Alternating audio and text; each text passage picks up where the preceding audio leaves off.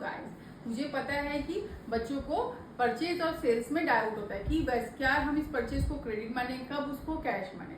अगर क्वेश्चंस में मेंशन है कि जैसे कि परचेज गुड फ्रॉम श्याम या सेल गुड टू श्याम, तो इसको हमको मानना है क्रेडिट परचेज। तो एंट्री क्या होगा, परचेज टू श्याम या श्याम टू सेल्स, अगर हम उसको सेल्स लिया है। लेकिन अगर लिखा है उसके साथ लिखा है purchase good from Shyam on cash, मतलब हम उससे कैश में परचेज किया, तो उसको हमको क्या एंट्री मानेंगे, मतलब परचेज टू कैश, उसको हमको परचेज अकाउंट डेबिटेड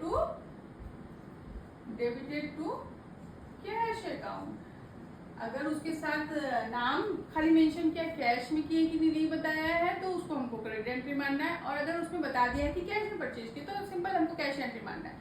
लेकिन अगर दोनों ही नहीं दिया है, नाम भी नहीं दिया है और कैश भी नहीं दिया है, सिंपली लिखा है कि purchase good on purchase good for 20,000, तो क्या मानेंगे, तो हम उसको कैश एंट्री मानेंगे, क्योंकि उसमें हमें क्रेडिटर या डेटर का नाम नहीं दिया है। अगर तो हम उसको मानेंगे कि वो सेल या परचेज कैश में हुआ है।